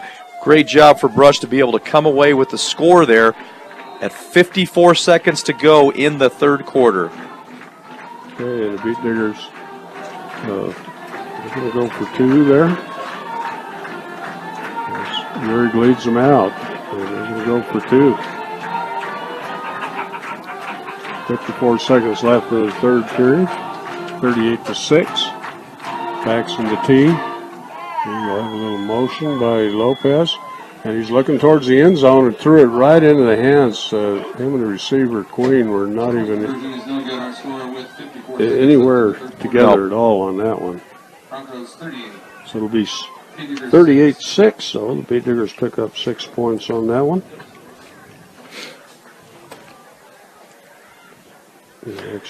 Like we said, that's crucial. That's important here in the third quarter to come away. Kind of helps them, get themselves back on track again, being able to score some points and not getting shut out in this game. Nick Wellen on the run, and the Beat Diggers will have to kick it away. And we'll get a little huddle up there. Nobody in a hurry to get going here. How about Stubbs Gas and Oil? Make Stubbs Gas and Oil your next stop when you're headed out of town. During your visit, you can gas up your vehicle, sit down to lunch, get snacks, and your hunting and fishing licenses. Find everything you need at low prices at Stubbs Gas and Oil. They're in Wiggins, or just east of Wiggins. Got all that good stuff there. Great food, good gas, and always great service there at Stubbs Gas and Oil. Okay, Beat Diggers set to kick it off. The last one was run back by Sebastian Zender. About 93 yards. So Junior Pugas set to kick it away. And he's going to kick it towards the corner. It's going to roll into the end zone. So no run back by Platte Valley. So they'll take over on their own 20.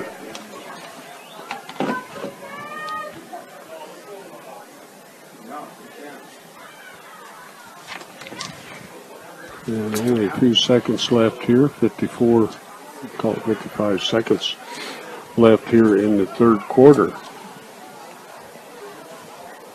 Trevor Werman, the quarterback, number 17, he sets up the ball at the 20. 4 wideouts, 2 to each side. And he'll hand it to Rios.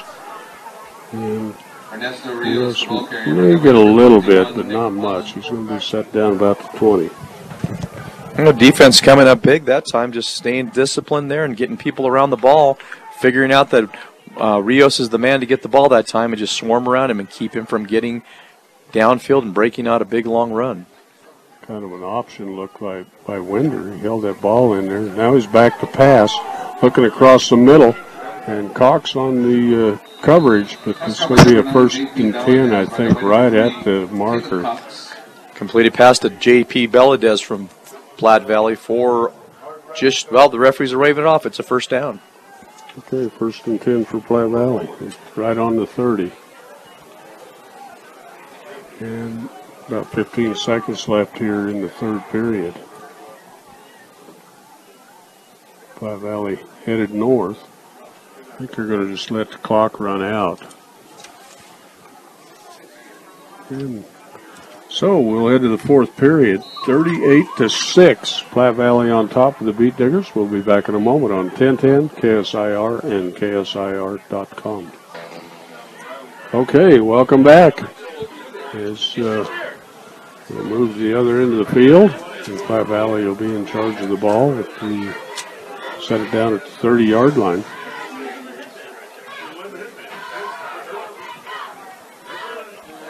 Looks like they're staying with their starters here in the fourth period. Trayvon Werman come out. They don't huddle up even at the corner. Two wides to the left side, working from the near side hash mark to the near side. And a little keeper there by Werman, and he's going to be tripped down after getting about 4 yards. That was a design trap, a quarterback trap. What they did is they placed the backside guard to kick out our defensive tackle there, and Werman just falls right up behind him. Picks up a gain of about 5. We call it second and a long 5. Got to get to the 40. They're just past the 40-yard line for a first down. They'll stay with the 4 wideouts. Rios, the deep back to pass, throwing it long. And right there, and oh, what a catch. Oh, it popped out of there. Wow. Good defense there by the Beet Diggers. I believe on that coverage, is that Ryan Dunker that was deep on that coverage? Trying to catch you out. Nope, that was Adrian Lopez, Ryan's defensive end. So Adrian Lopez deep on that coverage. Great job, Adrian, of staying with him, stride for stride and breaking it up at the last minute. Just got his hand in there and popped it away because I thought he came down with the ball and then popped loose. So. Okay, 4 wides again. Now we get a little motion across and flag for delay. I think there's You're right. False start. I'm looking at the wrong guy. God, this side's the one with the clock. Okay, 11:21 on the clock. Beet Diggers down. 38-6. 3rd and 10 now for Platte Valley. Stay with the 4 wideouts. A little blitz here by the Beet Diggers and a throw across the middle, and that's going to be a first down. Good coverage there by Queen. And it's 24 there on the catch. Josh Yancey. Just enough for the first down. It's the first pass, I believe, for Josh Yancey tonight. I think he had some other. Called his name. Oh, that's right. Yep. But some runs too. 11:02 to go in the fourth quarter. Wait is going to have a little screen out here next to him, and let's see. That was not Wade on the carry. That was 80. Dustin Horn with the reception. He'll get about 6 yards out of that. Set the ball down at the 47-yard line of Platte Valley. 2nd and 5. That's a long 4. By Dustin Horn, now we got Hunter Thorne coming in. Okay. Okay, they're going to throw it to the far side, and there's a first down, and bad tackling, breaking tackles, keeping going, and that's Caleb Johnson. Boy, he didn't go down easy at 5'8", 148 pounds. 1st and 10, Platte Valley. Going to mark that right at the 35-yard line of Brush. Platte Valley working on their passing game now. They're not ahead far enough yet. Huh? No, they're gonna keep pushing it. I would imagine if they score a touchdown, they're gonna go for 2. Okay, underneath handoff to Rios, and he'll get the ball across the 35, but nothing more. Josh Yancey, the ball carrier. 2nd and almost 10 for Platte Valley. Platte Valley remembers all them years that we thumped them about 50-0. It's just the way it goes. It happens. But I've also been on the other end of a 63-0 game or 63-14 game one time too, in Platte Valley. Who won that one? Platte Valley. Yeah, Platte Valley. It was a running clock by the second or before halftime, I believe it was. Seemed like we were always lopsided. Nick Wellen with a nice tackle there. third and long, low snap, and pass out here, and we're going to get pass interference again. Number 4, Caleb Johnson, incomplete. And on the coverage, And that ball wasn't going to be completed, but Caleb Johnson for the coverage. Was that Cox on the coverage? I looked away there. He just ran right into the receiver. Yep. The ball was kind of floating up there.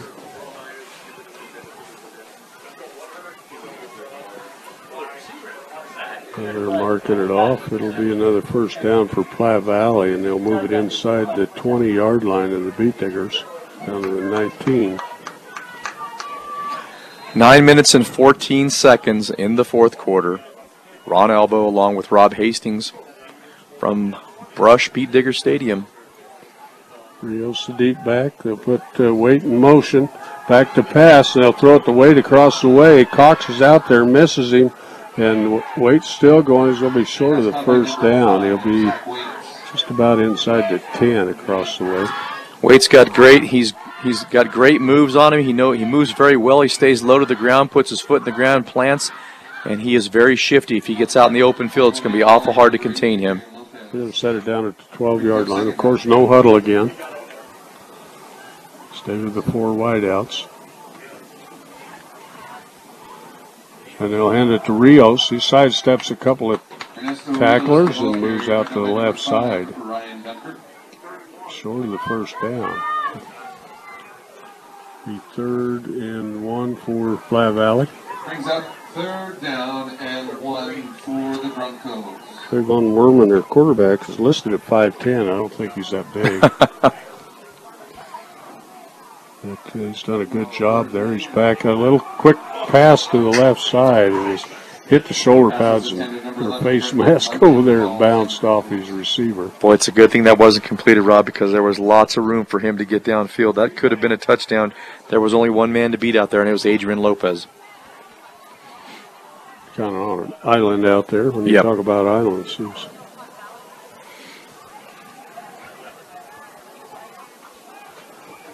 Caleb Johnson out there. And the clock stopped here at 8:10. Taking their time. And there's a keeper by the quarterback right up the middle. And Wernsman's keeps going. Touchdown, Platte Valley. Not very good tackling there by the Beet Diggers. That was a 15-yard touchdown run for Platte Valley at 8 minutes and 4 seconds to go in the fourth quarter. That puts them up right now by a score of 44-6. Number 17 on the carry, Trayvon Wernsman. They spread the scoring around. I don't think anybody scored 2 yet. Kick is up. Been good. They kind of bobble on the snap, but he kicked it through again. So 8:04 on the clock. Let's take a short timeout. We'll be back in a moment on 1010 KSIR. Beet Diggers down 45-6. Okay, welcome back. And Ron, it's been a tough game. You're going against the number 1 team in the state on the RIP, and we're not going to call them number 3 behind that was, I think, the CHSAA rankings where they had Platte Valley ranked number 3. And another 7 points after the kick is good, so 45-6. And the kickoff coming to the up back.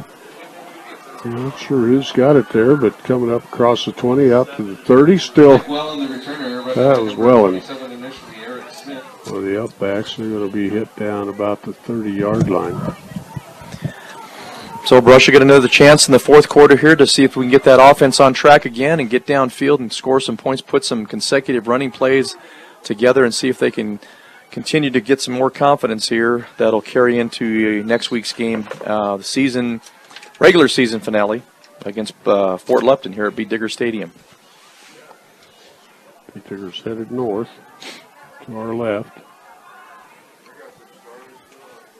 A little motion to the near side with Colin Cole underneath handoff. Coming to the near side is Welland, and he breaks across. Going to be hit down as he comes across the 45-yard line. 14-yard pickup for Nick Wellen on that play. Excellent job. And, you know, looking out here with a score of 45-6, Rob, Platte Valley still got all their starters out there. Yeah, I was trying to look, see if there's some young guys out there, but I don't. Not on very defense. many. No. They do have a freshman out there, Cade McDaniel, Mm-hmm. 5'9", number 16, but Valdez is seniors out there, but he's played quite a bit. And there's a handoff right up the middle. Driving hard is Isaac Morales, and he's up for about 10. Just shy of the first down, about a 9.5-yard pickup. Brings up second down and a half a yard. So Brush is hitting those quick hitters and catching them off guard, and they've got good explosiveness through the line of scrimmage on the part of the running back. So offensive line's doing their job. There's a few little guys in there. Travis Heck is in there. He's kind of got them bandy legs. So yep. He's not very big. Kind of lining up as the right defensive end. Handed off to the left side. And first down for the Beat Diggers for Isaac Morales. It's like about a 4 or 5 yard gain there for Morales. He'll set it down at the 42, 41 and a half. The 46 of the Broncos, French 41. Sebastian Medina out there for the Beat Diggers, a wide receiver. He'll go off to the right side. Colin Cole in the slot to the right. Urick under center. Dunker, the tight end, to the near side. And Wellen will have it right up the middle. Breaks a tackle. Breaks free. Headed to the end zone. He may score. Going to be hit down at the 4-yard line as he got caught up by Josh Yancey. Just wasn't quite fast enough. But that was a nice job, a nice trap on the part of the offensive line. Give that ball to Wellen, let him do his job. Picks up a big score of about, 32 yards on that play? Sounds good to me. Down at the 5. They're setting the ball right on the 5. So Sebastian Medina goes wide to the right this time. Put Queen in the slot to the right. Queen in motion to the near side. And that was Morales. I think he is in for the touchdown. 5-yard run for Isaac Morales. He refused to go down on that one. So 6-yard run for a touchdown for Isaac Morales. Oh, the Beat Diggers finally going to play that fight song. Haven't heard that for a while.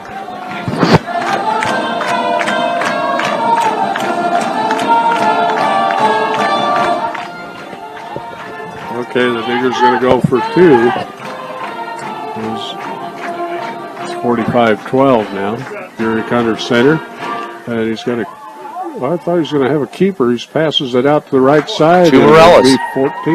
Morales with the reception. So the 2-point conversion will make it 14 points for the Beat Digger. 45-14 now. Broncos 45, Beat Diggers 14. And the time clock says 6:17 on the clock. Nice drive by the Beat Diggers. There's a few young guys in there for Platte Valley. 6:13 to go here in the fourth period.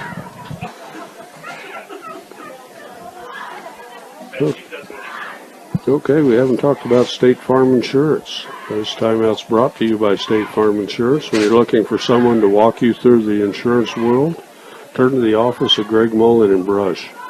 They have home, auto, life, health. State Farm Insurance is here for you and your family. Give Greg Mullen a call at 842-4555. 842-4555. Okay, Junior Food is set to kick it away.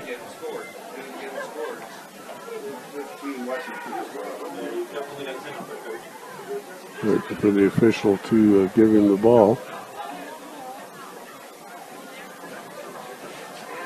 And Brush short a player. Not sure if the official isn't the one that noticed that. And Isaac Morales will race out there.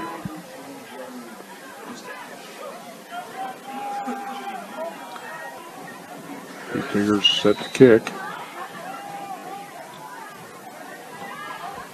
Got a little pooch kick by the Beat Diggers and diving for it. And I'm not sure. Well, the Beat Diggers is close, but I don't think they got it. Platte Valley player jumped on it. And that looks like number 30 there. Jacob Fannebecker. Covered by number 30. Yep, Fannebecker is there, and He's a senior. Platte Valley will take over at their own 48-yard line. 6 minutes and 17 seconds to go in the fourth quarter from Beat Digger Stadium. Ron Elbow along with Rob Hastings. In a Patriot League East matchup here tonight. Friday night football. Okay. Platte Valley going to pass it out here. New quarterback. Chop block there and no flag. You can hear the coaches next door. Valadez, he cut him. That was pretty evident. Referee's right there. You can't cut a guy like that when you're outside the tackle. Beat Diggers can't buy a call from the referees. Platte Valley goes back into that hurry-up offense once again. Yeah, different quarterback in now. Yeah, we've got Albert. Josh Yancey in there. Number 24. He threw it with the wrong hand last time. He's going to get a little motion here. Yep. A little procedure, a little makeup call there by the official. Yeah. Doesn't quite make up for that last call. No, that wasn't good at all. Because that last call was about a 14-yard pickup for Platte Valley, giving him a first down. In high school ball, when you go for the knees, that's a no-no. Yeah, can't do that. I just thought those rolling blocks where you could take out three guys was great when I watched. A young guy did away with that. Okay, 4 wideouts. Yancey in a shotgun. Have a little motion across and hand it to the underneath back, and he's breaking into the clear. One man to beat, and finally hit two of them there. And that was Ricky Mendez on a tackle, but that's a 17-yard pickup for Platte Valley, and once again another first down with 5:28 to go in the fourth quarter.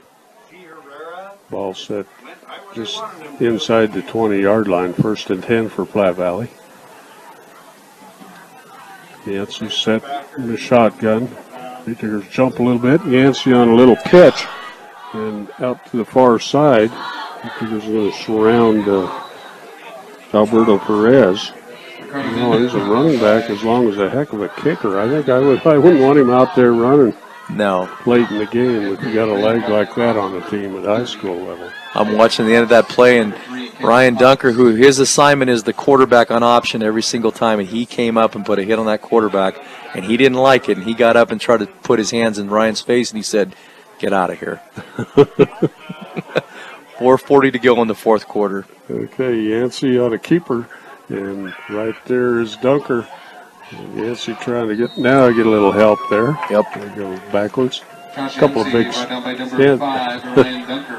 Dunker stood him up. Isaac Morales and a couple other guys helped put Yancey down.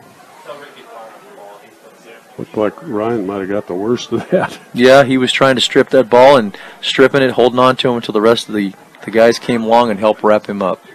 Okay, 3rd and 6 for Platte Valley.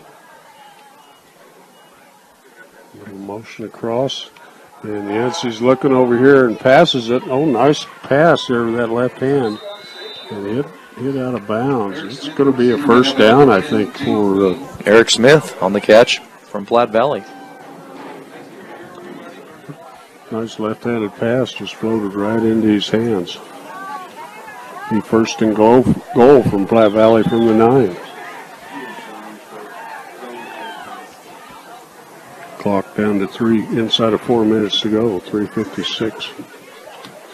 So he went out of bounds on that one. They're going to put the bunch receivers, 3 of them, way out to the left. I look for them to run weak here, right in that slot to the left with that running back. Yancey on a keeper right up the middle, and he's going to be just short of the first down. There's a lot of open ground there. Well, you taking those you cluster those guys out away from there. You got a huge gap in there between where the tackle is and we got somebody injured on the field from brush, so we'll take a timeout. Okay, let's take a moment here. Beat Diggers down 45-14 at 3:44 of the game. Got an injured Beat Digger out there, so let's take a timeout on 1010 KSIR and KSIR.com. Okay, welcome back. Beat Digger players still down out there. Don't have a number or anything. That would be Jade Queen. I just checked with the coaches. It's Jade Queen. Okay. He's a sophomore, I believe. Sophomore. He's as tough as any of them. He's a junior, 5'9", this year, yep. Yeah. He's tough. Another good wrestler for the Beat Diggers, and they're going to pick him up and carry him off. I'm not sure what happened there. Hopefully it's nothing too serious. Hopefully just a little bit of maybe being banged up, wind knocked out of you, because you definitely don't want to have injuries to anybody at all, but especially this time of the year. You know, he's a multi-sport athlete. I believe he wrestles too. Is that correct? Yep. Plays baseball. Yep. So if it's anything that requires any kind of surgery, that's not going to look good for him as the remainder of the seasons go on. Yeah, they're not being real gentle with him, carrying him off. Two of the coaches got him in kind of a chair. One of the coaches, and then that's also the trainer, Eli Martin. Eli loves that training. Okay, Yancey back. He's going to hand it to deep back, and that's going to be real close. I don't think they're going to give him the touchdown on that. Platte Valley fans are wanting it. Alberto Perez, the ball carrier. Perez, the Down by number 30. running back out of that. So now we got Third down and another yard. Another different quarterback out there. Yes. No, I think. Yep. Can't pick up the number there. No, he's still in there. That is still Yancey's the Yancey. quarterback. Yep. We had about 4 other players come in, and they'll hand it the second back through. Nothing there. Good job in there by, is that Mendez on the tackle? No, that's Morales on the tackle. Alberto Perez, Fourth and down. goal. down by number 4th 30, and goal, yeah. Isaac Morales. Clock winding, 2:40. They took us down Brings up 4th and goal. 45-14. Second team, same as the other one, 2 wides to each side. Kind of tied into the near side. 1 running back. Yancey, low snap and nice tackle there by Colin Cole. Cuts him down short of the first down. Great defensive stance for the Beat Diggers there. Nice job. They get to take over first down and 10 to go from just outside the goal line, right about the 1 if you're stretching it, at 2 minutes and 16 seconds to go in the fourth quarter. Yancey thought he was going to get that little short run there. Had a little misdirection, and Colin Brush shut it down. Just dove in there and tackled him. Call that a good takedown. Good takedown. This wrestling practice started all over. So probably not so much here in Brush, but there's got a commercial here for NJC, but we ought to talk about the wrestling program coming up. That's going to be good. A couple Beat Diggers down there. Yep, in fact, I ran into him about a week ago there in the cafeteria. I was up there for a conference and ran into a couple of former Beat Diggers that are taking their chances at the collegiate level to wrestle at NJC, so you got to wish them the best of luck. Oscar Soto, Jose Rodriguez. Jose Rodriguez. And that's a pair to draw to. Yep, and I told him college wrestling's a whole different level compared to high school, so be prepared and be ready to work. Jose did a little at Hastings College the year before last and got a taste of it. Now I don't think he was ready to be that far away from home. And nope. That's quite a school down there, I hear. No relation, though. So Beat Diggers 1st and 10 from inside their 1 yard line. Off to the near side, and here comes Well, and he breaks into the corner. He's going to be across the 40. He's across the 45. 1 man to beat. Clear down to the 30. Still going down to the 15-yard line. Excuse me, the 20-yard line. A 74-yard run for Nick Wellen brings up first down to go inside the 15-yard line. That is 15. What an amazing play. A great burst of speed to pick up first down and get this crowd back into the game. Oh, my goodness. That was a big run. Of course, they're going against the JVs. That Devin Bollinger out there is the biggest kid at 6 foot 252 for Platte Valley, but he looks huge compared to everybody. Little motion here by the Beat Diggers from the 15. Handed off to the left side here. Cutting up the middle. I think coaches wanted him to go to the outside, and that was cut it up inside is where he needed to go with that play. The design was up inside, not to the perimeter. Supposed to go. Yep. A gain of about 3. When your offensive line blocked for you, they want you to run to a certain area. So when you don't run there, it kind of gets them a little upset. Okay, 2nd and 7 for the Beet Digger. The ball at the 12 of Platte Valley. Send Brown wide to the right. Adrian Lopez in the backfield, and Urick's got it. He's running, got the first down, and there's a flag coming in late. Gosh, the blockers fell down over there, and there's 2 flags right at the feet of the Beet Digger blocker. Well, Rob, what happened, that was a bootleg run to the right where the play side guard rolls out and leads the blocking for the quarterback, which was Urick at that time. At the last minute, the guard had held him. Referees were right there, threw the flags, negated that long, big gain, and possibly a touchdown for Brush. I think he got in for the touchdown, but they will call it holding. That'll move the ball back out to the 16, 17-yard line. Yep. We got 2nd and about 12, not quite. Clock's still going. We're inside of 50 seconds to go. Hand off to the left side. Don't they stop the clock on a penalty? Nick Wellen. Once the ball's set, they set the ball and it goes. 37 seconds. Isaac Morales in with the play. 3rd down and about the 13-yard line.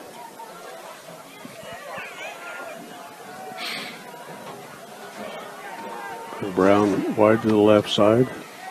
Urick on a keeper to the near side. Now he's looking to the end zone. He's got a receiver, but missing. It'll be Brown. I think he would dive for it. Yeah, Wago pass left. He's got the run pass option. I think in that situation, he should have just taken the ball and ran for it. Would have had a better chance of possibly scoring a touchdown. 1:11 on the clock. They made that work earlier in the game. In on the coverage, number 83, Angel Lopez. Brings up 4th down. Only 11.1 seconds left in the game. Ball at the 12. 4th down for the Beet Diggers. They can get a 1st down.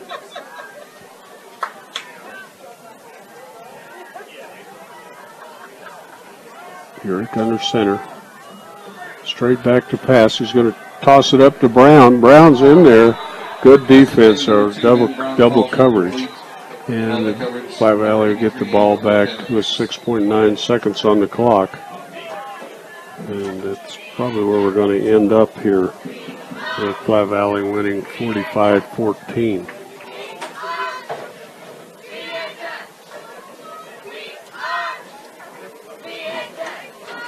Platte Valley's going to go into the victory formation. I think that's the first time we've seen a quarterback under center.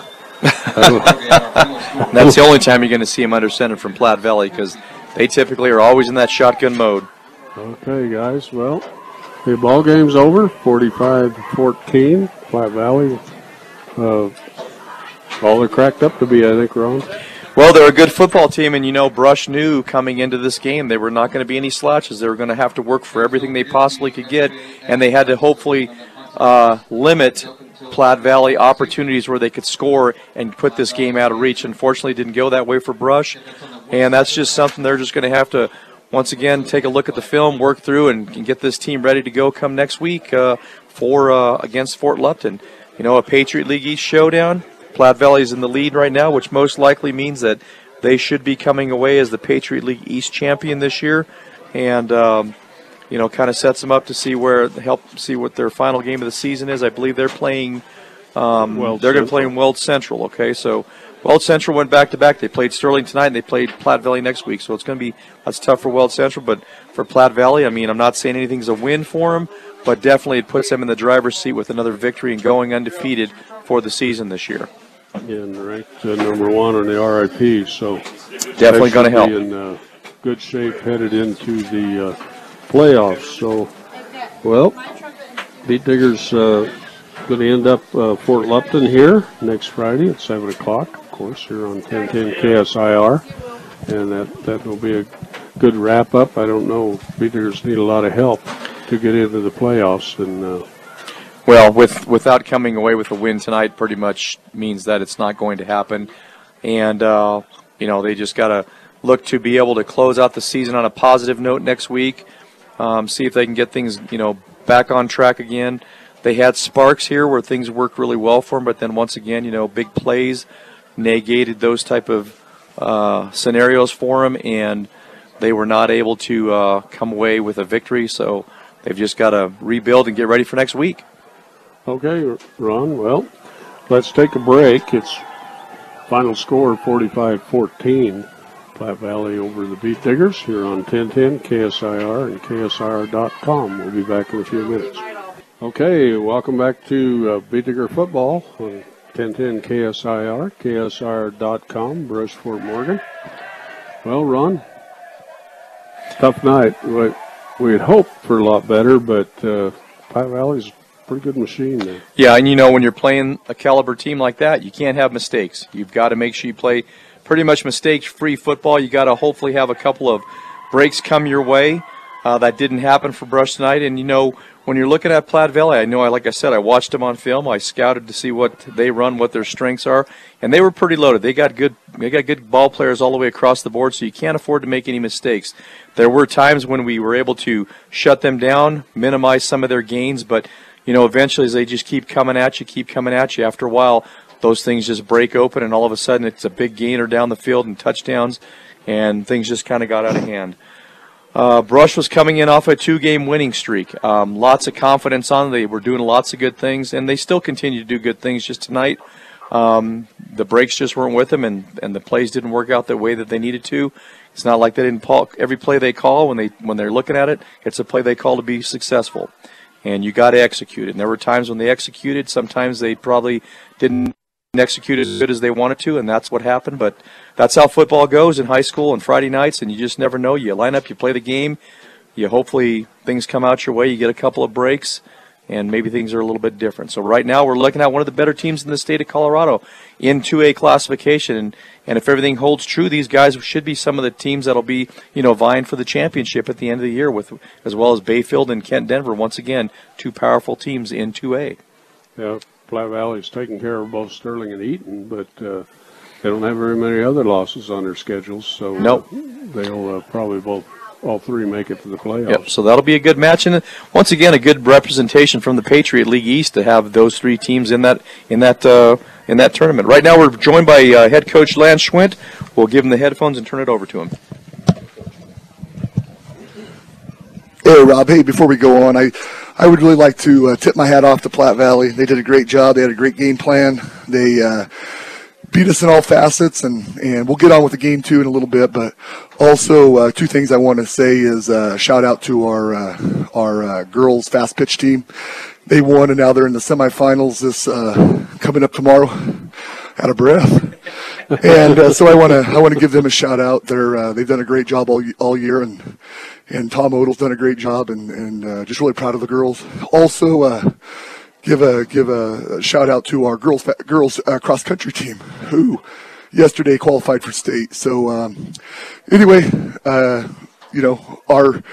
community is well represented in those two sports, and our football team's getting better. So we're going to do what we can to try to get into the league title next year. We'll see what happens. Well, it's your first year, and a lot of changes for the kids, and your quarterback's had 4 different coaches, and the guys, it's been a lot, but they play hard. They play, and you're getting a lot out of the kids, and I didn't see anybody hanging their heads. No, they do play hard, and like I said, the opening kickoff was kind of a letdown. They scored on that, and we just couldn't keep up with the pace of the game, and we thought we had a good game plan going in, and they just executed what they did better than what we do, and that's going to happen when you're playing one of the top-ranked teams in the state. If you have a little bit of a letdown or some confusion, bad things usually happen, and that's what happened tonight. It did. Well, I don't know. They're fun to watch, even when we're losing. The oh yeah. Team is, like you say, they play hard, and They play well, and you got to be proud of them for that. And Oh, I am. And that's just it. I mean, it's easy to be proud of these kids.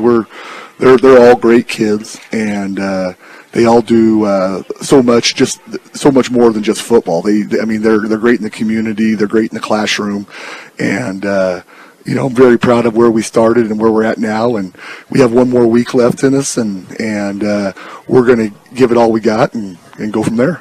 it is. We'll have Fort Lupton next week, and I don't think there's probably any possibility of making the playoffs. It'll be tough. There's a lot of things that got to happen, but we're hoping, and we'll see what happens. You just never know. I mean, Platte Valley got in last year when they were 4-5, so if the gods are shining down on us, then maybe we can sneak in and then see what happens. But anyway, proud of our kids, proud of the way we fought, especially in the second half, and we're looking forward to next week already.